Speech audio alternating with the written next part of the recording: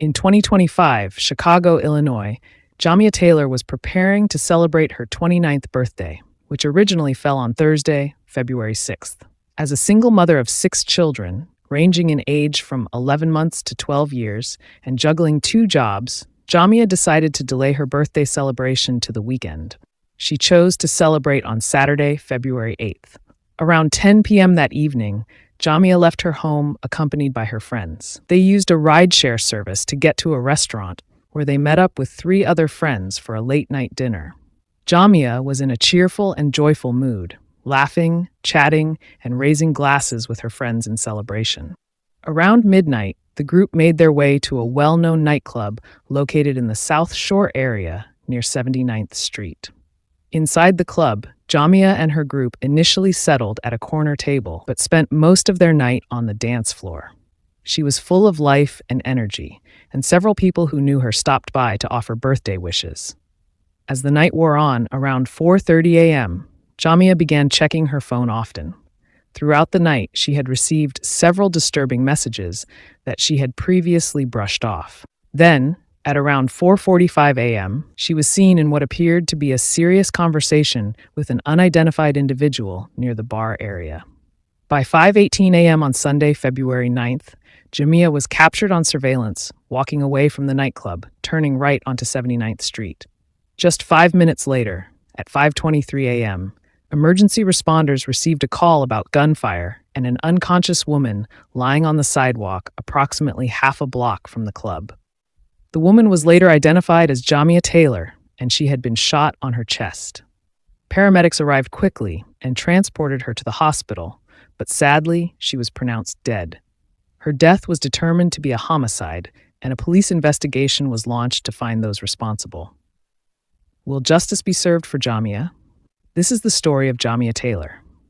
Jamia Taylor was born on February 6, 1996, in Chicago, Illinois, to her mother, Tomanita Whitehorn. She was known for her warmth, intelligence, and ever-present smile. A hardworking woman, Jamia balanced 2 jobs.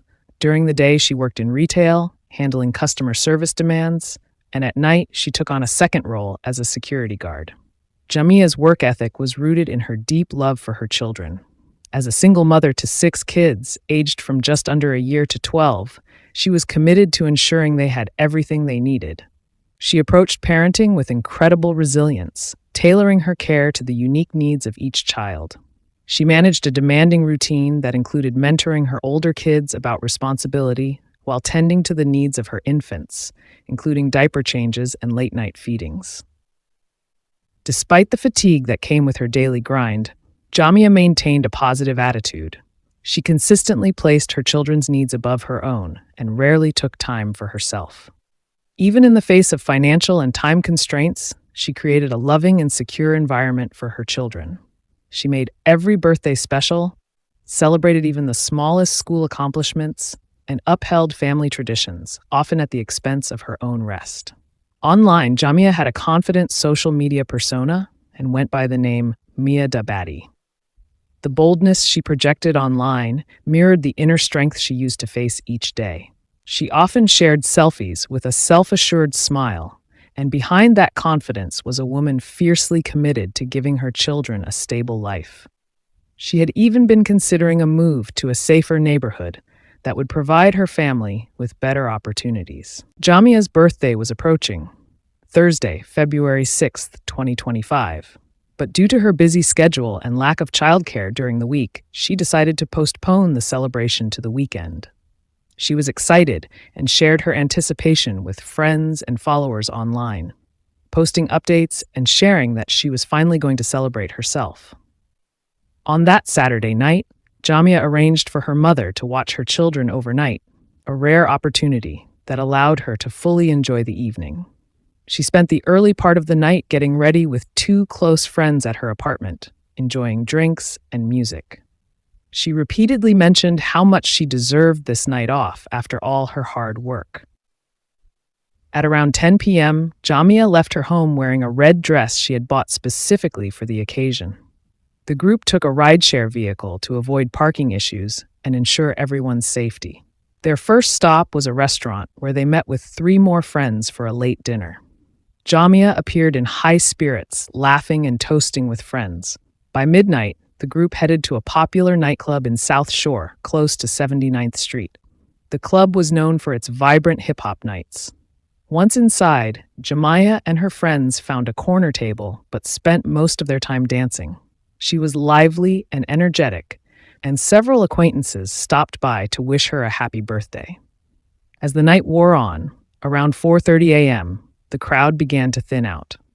Jamia started checking her phone frequently, having received several text messages throughout the night that she had initially ignored. Something in those messages appeared to trouble her. Around 4:45 a.m., she was seen having what looked like a serious conversation with someone near the bar. The security footage couldn't clearly capture the other person's face. Visibly upset, Jamia informed her friends that she had to take care of something and might leave early. Her friends offered to accompany her, but she declined. Around 5:10 a.m., she told them she was stepping outside for some air and might head out. Surveillance footage showed her walking to the exit alone and speaking briefly to the bouncer. She appeared composed but more subdued than earlier. At 5:18 a.m. on February 9th, 2025, Jamia was seen walking away from the club, turning right onto 79th Street. Just 5 minutes later, at 5:23 a.m., emergency services received a report about gunshots and an unconscious woman lying on the sidewalk about half a block from the club. Fortunately, a patrol unit was already nearby as part of routine surveillance during club closing hours. Officers arrived within 2 minutes and found Jamia unresponsive with a gunshot wound to her chest. Though unconscious, she still had a faint pulse. They began emergency care while securing the scene. Evidence at the scene, including a single shell casing, suggested she was shot where she was found. Paramedics arrived at 5:29 a.m. and took over, working rapidly to stabilize her and preparing her for transport. Jamia remained unconscious and could not identify her assailant. She was taken to the University of Chicago Hospital, arriving at 5:52 a.m. Despite the efforts of the emergency team, the bullet had caused severe internal damage. At 6:47 a.m., just after sunrise, Jamia Taylor was pronounced dead. Back at the scene, investigators began gathering evidence and interviewing potential witnesses. The early morning hour complicated matters. Many people had already left, and those who remained gave conflicting statements. One person saw her speaking with someone in a dark vehicle. Another mentioned an argument near where she was found. A third heard a gunshot, followed by footsteps, but couldn't identify anyone fleeing. At 7:15 a.m., officers went to inform Tomanita Whitehorn, who was still caring for Jamia's children. When she was told the news, she collapsed. After regaining consciousness, she couldn't believe it, thinking the police had made a mistake. She called other family members, and they all gathered at her home to comfort the children and begin funeral planning. As the news broke, Jamia's social media turned into a space for mourning. Friends and followers shared condolences and memories, posting pictures and tributes to Maya Dabadi. Investigators from CPD's Area 4 took over the case. They focused on gathering surveillance footage, Jamia's phone data, and witness accounts. Her phone and purse were still with her, leading police to believe robbery may not have been the motive. Family members mentioned that Jamia had recently been stressed about someone in her life, though she hadn't gone into detail. Detectives questioned several individuals in the weeks that followed, but no one was publicly identified as a suspect. The investigation progressed slowly but thoroughly. The single shell casing was checked in the national database, but no matches were found. Lead investigator Detective Maria Suarez focused on Jamia's final communications and social media activity, especially the text messages that had changed her mood on the night of her death.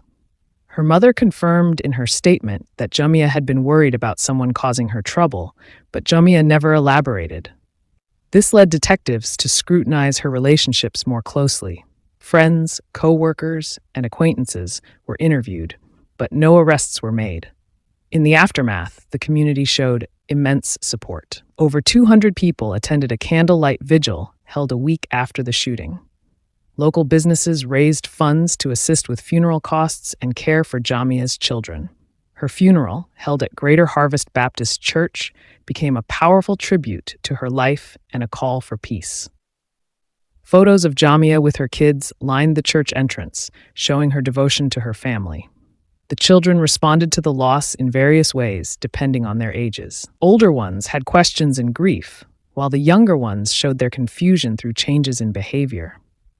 Counselors who volunteered noted the trauma was intensified by the violent nature of their mother's death. Custody of the children fell to their grandmother, Tomanita, who at 52 was now raising 6 grandchildren. The financial strain was immediate, but community efforts provided short-term relief. Organizations offered scholarships and job support for the family. 3 months later, the investigation is still active, but without an arrest. Detective Suarez continues to follow leads, including analyzing surveillance from farther locations that might have captured a suspect's vehicle. The case remains a priority for CPD. Police encourage anyone with information to come forward. For Jamia's loved ones, the pain lingers. The absence of justice keeps their wounds open. They continue to hope that the person responsible will be held accountable and that Jamia Taylor will one day receive the justice she deserves. May her soul rest in peace.